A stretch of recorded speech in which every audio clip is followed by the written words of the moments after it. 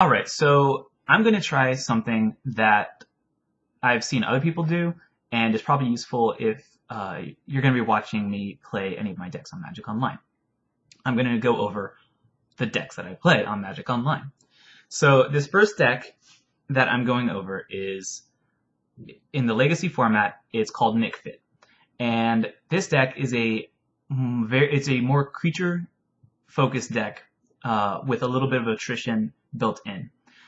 So the deck was originally built around this card, Veteran Explorer. For 1 mana, 1 green mana, you get a 1/1 that when it dies, each player may search their library for up to 2 basic land cards and put them on the battlefield. Then, if you search your library, you shuffle it. This card, so the first thing is each player gets 2 lands. In Legacy, a lot of times your opponent won't be playing any basic lands, so this is saying search your library for 2 basic cards and put them on the battlefield. The next thing that's important about this card is that they do not enter tapped. They enter untapped and ready to go, which is a huge ramp benefit when playing. So people will take the Veteran Explorer and combine it with a card like Phyrexian Tower that either taps for colorless or it's taps and sacrifices a creature and it adds 2 black to your mana pool. You get that 2 black plus the 2 lands that you pull from the Veteran Explorer for a 4 mana bump at the cost of sacrificing a creature, which then you play a bigger creature and you're fine. The other card that combos really well with Veteran Explorer is Cabal Therapy, one of the best discard spells in the game. For 1 black mana, you name a card, an online card, and you get to see your opponent's hand, and you get to take all copies of the named card if they have them. Then the real power comes from the flashback cost, which is if this card is in the graveyard, you may sacrifice a creature to recast this spell. Then this spell exiles, so you can't keep flashbacking. But what that means is you get a Veteran Explorer out. Then on your next turn, you Cabal Therapy. Maybe you get lucky, you hit a card that's in their hand, but now you see what's in their hand. Then for free, you sacrifice your Veteran Explorer, nail a card that you know is in their hand because you just saw their hand, and then you still get the 2 land off the Veteran Explorer. So there's a very cute little engine that can get you going and ramp you away. Then the deck employs various strategies such as Hint of Torak, one of the best, I don't know about best, one of the more powerful discard spells in the game. For 2 black mana, your opponent discards 2 cards at random. Obviously, the at random can be a little weird. Maybe your opponent doesn't hit good stuff, but you're still nailing 2 cards from their hand. And what makes this card unique is that this can actually hit lands, whereas a lot of other discard spells in the game won't hit lands. And so that could really topple your opponent if you get lucky. And at 2 mana, it's a very low investment, low cost benefit deal there. One of the more powerful recent cards that this deck employs is Deathrite Shaman. For 1 mana, you get a 1/2, so already whatever body, but you can tap him to exile your land from your graveyard to get any color mana. Or you can pay black and tap this card to exile an instant sorcery from any graveyard, and your opponent will lose 2 life. That's typically a game finisher right there. Lastly, you can pay a green and tap this guy and exile a creature card from any graveyard and you gain 2 life. Often, when you're using Deathrite Shaman, you're exiling cards from your opponent's graveyard to get that increment of value. And in this deck, as you will see later, you definitely want to you don't necessarily want to be exiling a lot from your graveyard, because this deck likes its own graveyard too. What is important though about that first ability, exile a land from a graveyard, that works really well in a format that has fetch lands. So if you or your opponent cracks a fetch land and it goes to the graveyard, then that's there for Deathrite Shaman to then eat up to also ramp you in mana. Going through any of just to finish out the lands that are important. Dryad Arbor, we play this, I actually don't know if I want to touch on this card yet. It's a land creature, it's a forest and it's a Dryad, and it's a 1/1. I'll come back to that with one of the cards later. We play dual lands, the ones that are swamps or forests, and those can be tutored out by the fetch lands. Of course, we play Karakas because we run a couple of our own legendary creatures, and it also is really good about getting rid of your opponent's legendary creatures that you wouldn't otherwise be able to deal with. We play 1 copy of Stirring Wildwood, just in case your opponent has like Lingering Souls or Small Flyers. Even if Vendilion dies to this, as being able to turn this land into a 3/4 reach can just sometimes help you solidify and lock in the game state. And of course, being able to tap for white or green is just an added benefit. We play a Taiga and a couple more fetch lands, but that's just incidental. In the 1-drop, we have very efficient removal with Path to Exile. This also is playing on the assumption that your opponent isn't playing a lot of basic lands, or that probably if you've already played your Veteran Explorer, your opponent, if they were playing basics, may not have any left. And that turns this into pay a white mana, eliminate a target creature, an opponent's creature. Then we also play Sensei's Divining Top to filter out our draws. At 1 mana, it's a very low entry. And then for 1 mana, constantly, you can just keep looking at the top cards of your deck and reordering them as you please. So that's really strong filtering. And then the tap to draw card pretty much makes it so this top will never be destroyed by an opponent's effect, because if they target it with something, you respond by putting it on top of your deck. The next card that we play is Scavenging Ooze. This is so 2 mana, 2/2, so that's already good stats, and you can constantly pump in green mana to this card, and it will exile cards from any graveyard. If it hits a creature card, it gets +1/+1 counter, and you gain a life.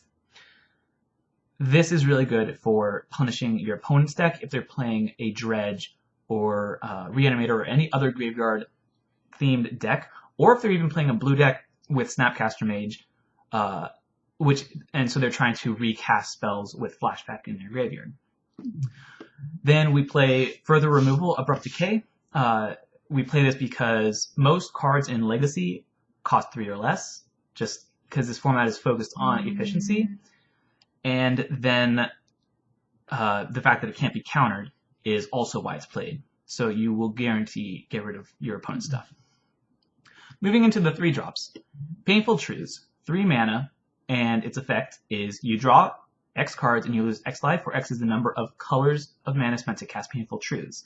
The number of colors is the convertibility. And so ideally in this deck, you want to be playing it for black, obviously, and then green-white. So that draws you 3 cards and you lose 3 life. Losing 3 life doesn't matter because you just drew 3 cards for 3 mana. We have a 1 of Reclamation Stage to deal with any opponent's artifacts or enchantments that may pop up. This is also a little more recent card that has just fallen into favor by being a body. It's a creature that will destroy an instance that destroys artifacts or enchantments. We also play a 1 of Courser of Crucifix that I often just sideboard out. I haven't yet figured out where it best shines, other than burn, obviously. But anyways, 3 mana, 2/4. You play with the top card of your library revealed. That means your opponent can see the top card of your library. You may play the top card of your library if it's a land. And then whenever a land enters the battlefield under your control, you gain 1 life. So obviously, Courser of Crucifix with a Windswept Heath is you play a Windswept, you gain a life, then you crack the Windswept to get another land and you gain another life.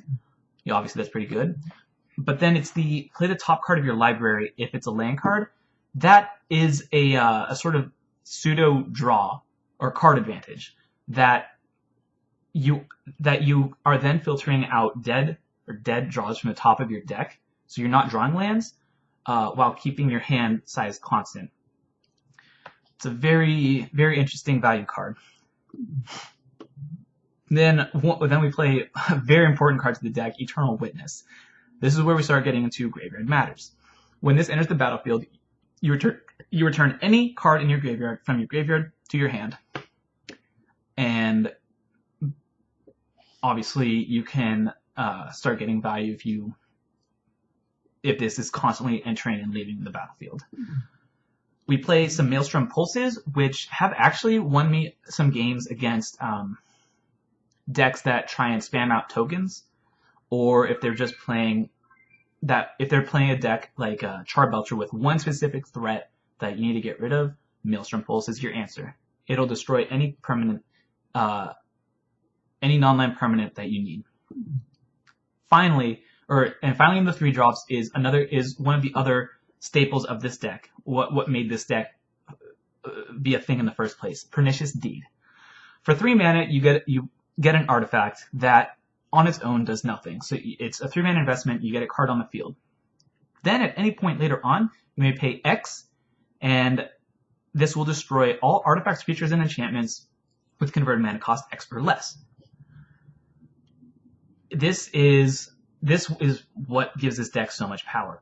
Being able to crack the Pernicious Deed, and even for if you pay up to 3, you lose Veteran Explorer. Okay, you got some land. Maybe you lose a Deathrite Shaman, you feel bad, or maybe you lose a Scavenging Ooze, whatever. You're gonna get a ton of value because you're knocking out your opponent's cards. Also, if your opponent is playing a ton of tokens, or in the past, the flip cards, I believe this rule has changed, but if you pay 0, it wipes out tokens or anything that costs 0, or just being able to do a 2-turn investment into this. So you pay it, and then next turn reset your mana and pay however much you need, makes this a very strong card. Now we're moving into the win cons of the deck. So in your 4-drop, we have a card that costs 4 mana. It's a 3/4. Whenever another creature you control dies, you get an experience counter. It's a counter that goes on you as a player, and then at the beginning of your end step, you choose a creature in your graveyard. If that creature's mana cost is less than or equal to the number of experience counters that you have, it goes to the battlefield, otherwise it goes to your hand. So this card is value in that when you play it, when you end your turn, it's immediately either adding a card to your hand or adding a card back to the battlefield. Siege Rhino is this is a result of Wizards turning up the creature power in recent sets. You pay 4 mana, you get a 4/5 with Trample. Already pretty dope.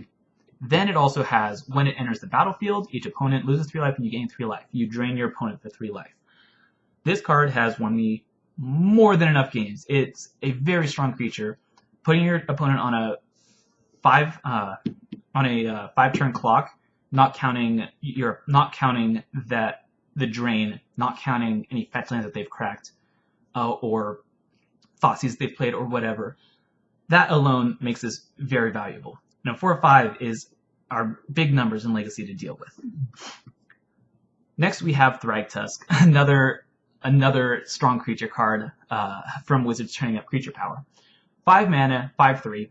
When Thragtusk enters the battlefield, you gain 5 life, and then when it leaves the battlefield, you create a 3/3 beast in its place. What's important about this card, actually, is that it's a leaves the battlefield effect, not just a dies effect. So if your opponent Path to Exiles it, you still get your 3/3 beast. If they bounce it to your hand, you get your 3/3 beast. This card is just oozing value as well. Next, we have Titania, Protector of Argeth. Another 5 mana 3/5.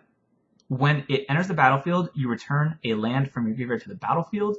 And then whenever a land you control dies, you create a 5/3 green elemental creature token. Now, Titania is where a ton of value resides. So remember Dryad Arbor? This is a card that you could return to the battlefield, or if it's already on the field, you could sacrifice a Cabal Therapy. Or maybe your Titania is going to return a fetch land, which you then immediately crack. You get a 5/3 elemental, and you get another land, a land that you wanted.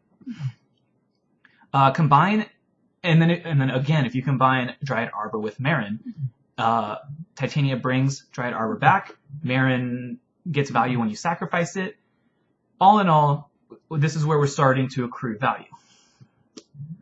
Sigarda is a 5 mana, 5/5 with flying and hexproof, so it can't be targeted by spells or abilities your opponents control. And then in addition, spells and abilities your opponents control can't cause you to sacrifice permanents, which there's a fair amount of sacrifice abilities in Legacy, and the fact that this just drops that while also being a 5/5 beater in the air that your opponent can't target makes this an extremely strong card to play in any deck that's green and white. And then at the very top end, we play one of my favorites, Grave Titan. 6 mana, 6/6, Death Touch. Again, already very strong stats for what it is, but then what pushes it over the top is whenever Grave Titan enters the battlefield or attacks, create 2/2 black zombie creature tokens. That's when it lands, you get 2 tokens. When it attacks, you get 2 tokens. When it attacks, you get 2 tokens until your opponent is dead. Add to the fact that this is already a 6/6, you have some crazy value going on in here. Lastly, the deck plays Green Sun Zenith, which is you pay green and X, and it lets you search your library for a green creature card with converted mana cost X or less, put it on the battlefield, then shuffle your library, and then shuffle this card back into your library. So, while Grave Titan isn't a green creature card that Green Sun can bring out, every other creature in this deck is green. Sigarda is green, Titania is green, Thragtusk, Siege Rhino has green, Marin is green, Eternal Witness, Courser, Reclamation Sage, Scavenging Ooze, and even all the way down to Veteran Explorer are all green. In fact, even Dryad Arbor is green, and that's another cool interaction with Green Sun Zenith in Legacy, that you pay just green and no mana, and you get a land. So it's a 1 mana land ramp on turn 1. This deck excels at incremental value, at attritioning out your opponent, at just slowly building up your board as big as you can go.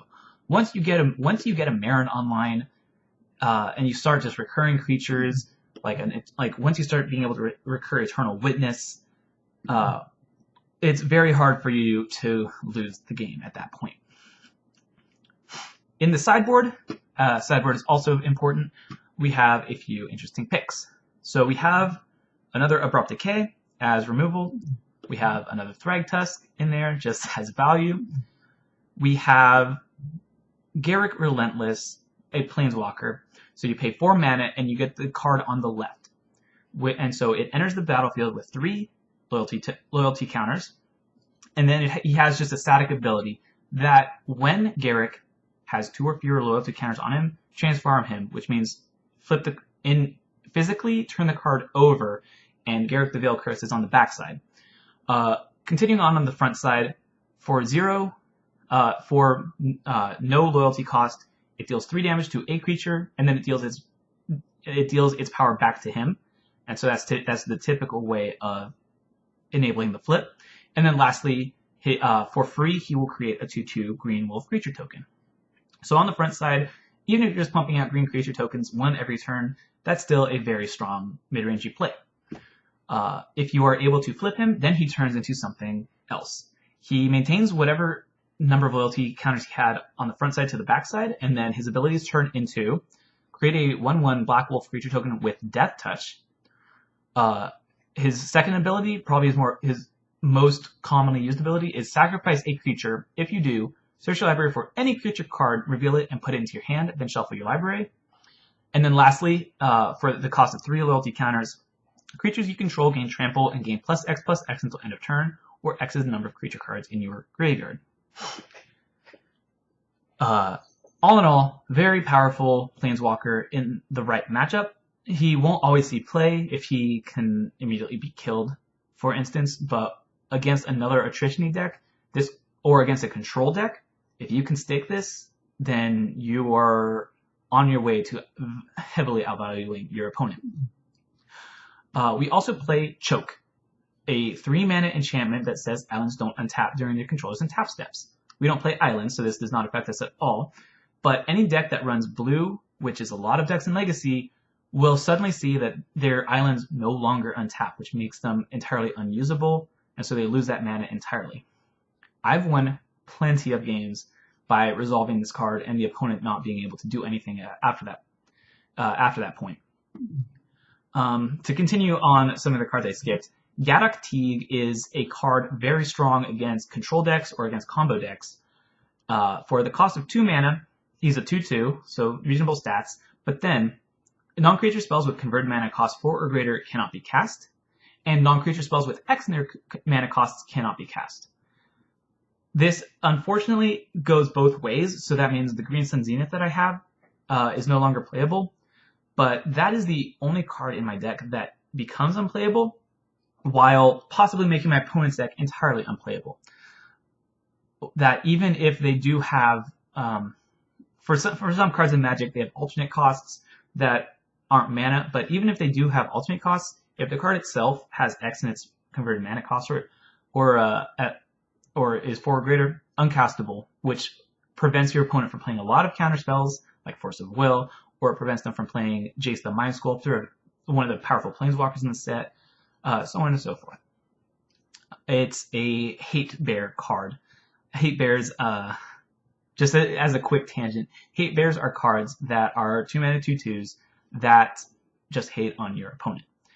Bear being the original 2-mana 2/2 was Grizzly Bear. Then we have one copy of Vindicate that, for the same reason as Maelstrom Pulse, there may be one permanent that we need to destroy. The benefit of Vindicate is that it does allow you to hit lands. This doesn't have the cool added ability of all other permanents that share the same name, but being able to hit lands can in itself win you a game, especially if you're playing against the Merit Lodge deck, or a deck that is, or a Tron deck, decks that are just trying to play powerful lands. Being able to just nuke one could just win you the game. Finishing out, we have 3 Leyline of the Voids. That this is obviously 4 mana enchantment. If it starts in your opening hand, you may put it on the field and start the game with it in play. So, and then if a card we put into an opponent's graveyard from anywhere, exile it instead. This is obviously here to hard counter graveyard focused decks, be it Dread, be it Reanimator, be it whatever. This will deal with your opponent's graveyard, and it's not an equal effect, so it won't affect you. It's a full-on hate against your opponent. We also play 2 Surgical Extractions in the sideboard. So for the cost of either 1 black mana or 2 life, we have an instant that says choose a target card in your graveyard other than a basic land card. Search its controllers or its owner's graveyard, hand, and library for any number of cards with the same name as that card and exile them. So if your opponent plays a card that you know that they have more of in their deck, typically it's a combo piece or it's a strong creature that you dealt with somehow, you can then rip out all remaining cards that aren't already on the field with the same name. This often, when played correctly, will neuter your opponent's deck so much that they will just concede. Lastly, we play another Hate Bear, the Ethersworn Canonist. 2 mana 2/2, it's a bear, and each player who has cast a non-artifact spell this turn can't cast additional non-artifact spells. Basically what it says is you can cast only 1 spell per turn. With a couple exceptions of maybe you play a Sensei's Top and something else, or who knows. This is in here mainly to shut down Storm decks, where the point of their deck is to play a ton of spells in a turn and then explode you with a Storm card. So that is this deck in whole. I hope that this was a reasonable explanation as to the cards in the deck and how the deck operates. It's one of my more favorite decks to play in Legacy, and there's of course tons of other strategies that you can employ with it. I do have it's loading. I do have various other cards that could go into this deck at a later point if I want to try various things out. Volrath Stronghold lets you put a creature card from your graveyard on top of your library, letting you just replay cards over and over. Maybe I want to play Recurring Nightmare, a 3 mana enchantment that so you pay 3 mana, put it on the field. Then if you sacrifice a creature and return Recurring Nightmare to your hand, then you can return a creature card in your graveyard to the battlefield. So so then what's cool is that Recurring Nightmare doesn't itself get sacrificed. So if you were to sacrifice a Veteran Explorer, you get 2 lands, and then you get any creature in your graveyard back to the battlefield. that is a good way to cheat out your Sun Titan, for instance, which will then proc its when this enters the battlefield effect, get 2/2s.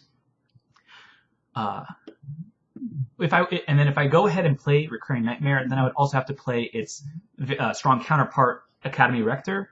4 mana, 1/2, very weak body, but when Academy Rector dies, which is not hard to do in this deck, you may exile it.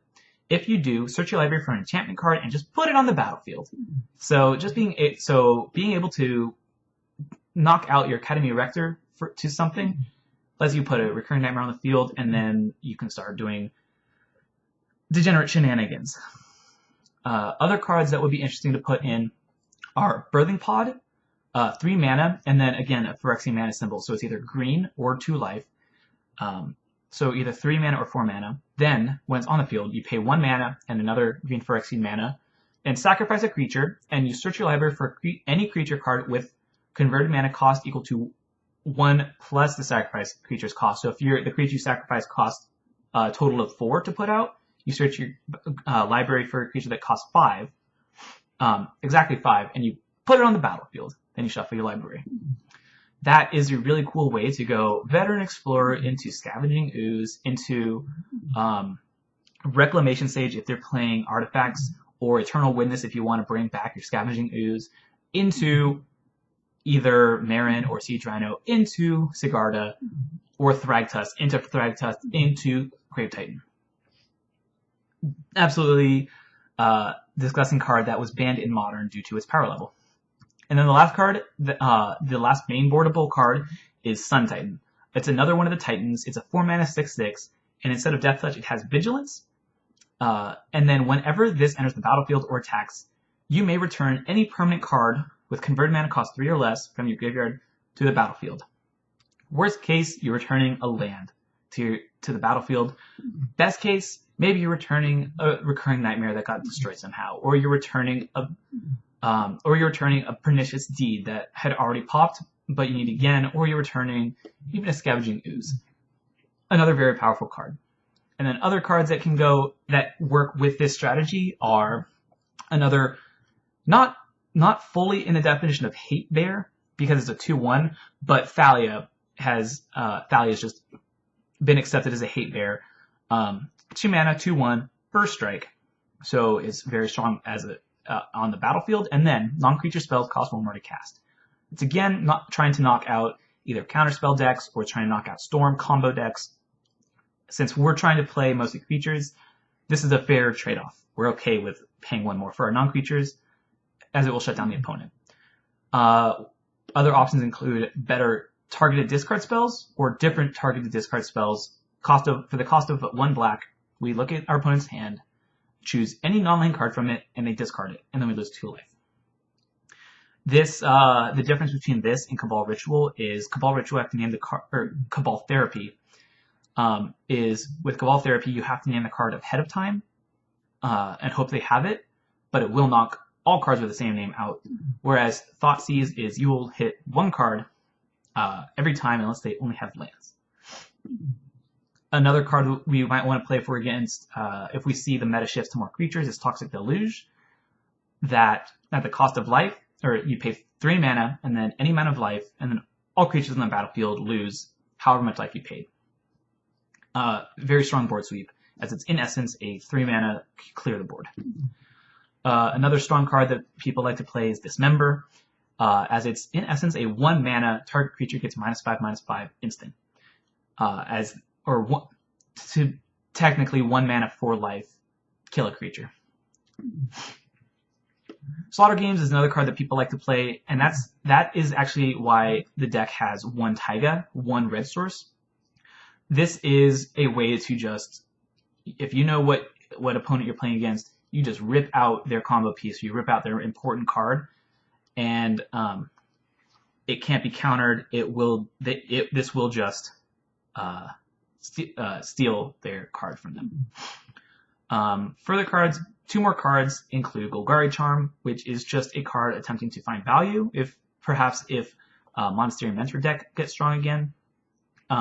2 mana, instant, choose 1, all creatures -1/-1, or destroy target enchantment, or regenerate all creatures you control. it's a surprising amount of value for a card. And then lastly, Glissa the Trader. This is played if we want to play more artifacts. But a 3-mana 3/3 with First Strike and Death Touch is very strong. If it gets anywhere near a creature, it will First Strike damage, and then that damage is Death Touch damage, which will kill it. So your opponent pretty much can't block it at all. Then it also has, whenever a creature an opponent controls dies, you may return an artifact card from your graveyard to your hand. So that lets you do things with any artifacts you may have around. All in all, there's a lot that this deck, many directions this deck can go in. It attempts to be sort of a more toolbox deck that is easily adaptable to the situation at hand, be it with all of the tutors that it has. Like Green Sun Zenith is hopefully letting you pull out your pulling out a card you need, or Eternal Witness returning cards you may need to your hand with board sweeps to help you try and maintain the board. And that about wraps up the deck tech for this Nic Fit deck. If this went over well, I will go ahead and I am more than happy to extend this to some of the other decks I play, including some of the more combo decks, or maybe just go into some of the modern format decks that I play. So yeah, that does it.